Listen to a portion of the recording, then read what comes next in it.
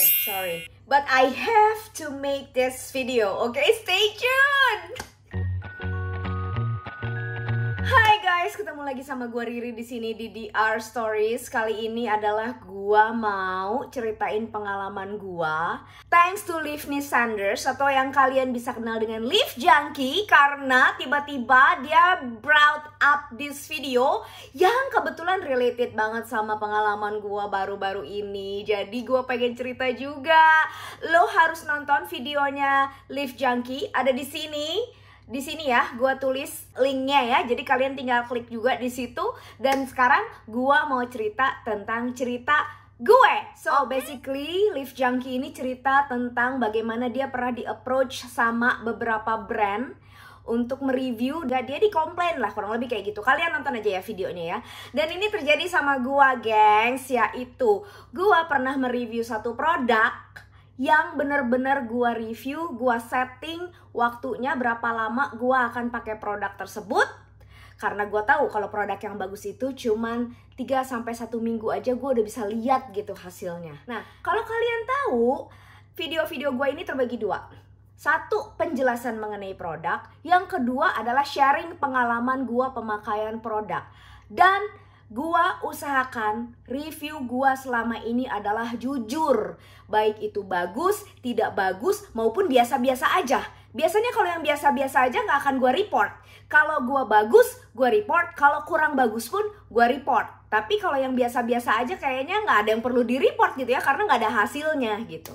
Nah, gua pengen channel gua ini atau guanya sendiri istiqomah dalam menjalankan produk review yang menurut gua dalam kondisi kulit gua itu berhasil atau tidak berhasil. Nggak cuman kulit, gua pernah mereview sampo juga. Sampo ada yang nggak berhasil juga di gue gitu. Dan itu gua review dengan kondisi kulit, kepala, dan rambut gua gitu. Dan gua tidak memposisikan diri gua sebagai seorang influencer. Jadi gua ini memposisikan diri gua sebagai user. Gua beli produk itu semua dengan duit gua sendiri. Bukan sombong, maksudnya adalah biar kalian tahu bahwa memang gua pengen melakukan ini untuk bisa sharing kepada teman-teman. Dan biasanya produk-produk yang gue review pun memang yang menarik perhatian gue. Gue tuh jarang banget yang kayaknya, lagi ngetren ini, gue coba gitu.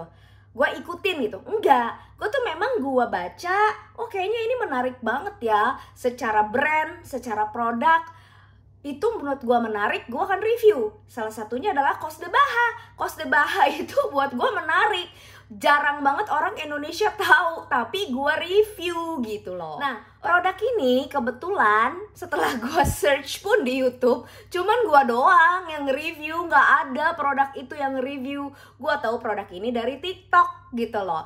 Nah, di dalam video tersebut pun gue state bahwa produk ini di gua nggak cocok, tapi belum tentu di teman-teman yang lainnya. Memang gue bilang produk ini failed di gua. Di gua loh ya, bukan berarti di semua orang ya, karena ada kemungkinan orang yang pakai sangat happy dengan itu. Well, anyway, singkat kata, setelah 5 bulan kali mau 6 bulan video itu up, tiba-tiba gue dapet WA dari perwakilan lah, gue bilang ya, perwakilan dari produk tersebut. WA-nya sopan, aku juga jawabnya sopan. Aku bilang bahwa maaf ya, review produknya nggak berhasil di aku, kurang bagus. She said it's okay, dia minta masukan dari gua. Intinya dia minta kayak pertanggungjawaban gue gitu loh. Bukan. Dia minta solusi dari gua mengenai review yang udah pernah gua buat. Lalu dia bilang, setelah gue bilang bahwa gue gak cocok kayaknya karena perfume-nya. Tapi kemudian dia sedikit ofensif terhadap gue bahwa kalimatnya panjang, sopan, tapi intinya adalah, nah lu aja gak tahu sebenarnya produk gue atau bukan yang bikin jerawatan, karena gue tidak tahu kandungan apa yang bikin gue jerawatan. Tapi kalau lo udah penonton gue dari awal, kalian tahu skincare yang gue pakai apa, dan selama gue pakai skincare tersebut yang bikin jerawatan adalah vitamin C. Waktu itu gue ada juga videonya di situ, dan pemakaian tretinoin karena berbarengan sama vitamin C. Jadi kulit gue iritasi. Itu aja, yang lainnya gue gak pernah ngerasa ada breakout apapun.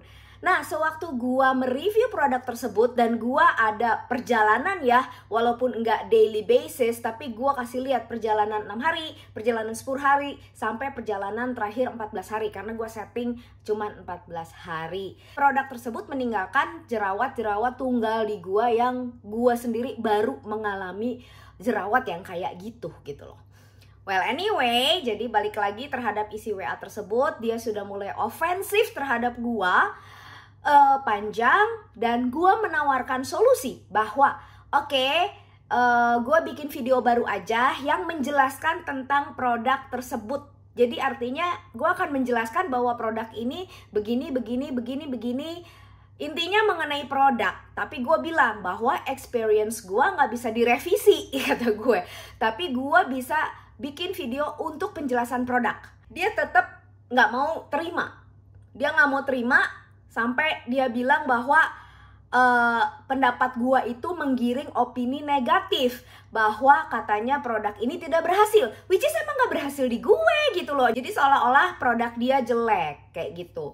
Nah, satu lagi yang sempat dia bilang adalah bahwa kandungan ekstrak kaviar tersebut ada tenggang waktu untuk detoksifikasi.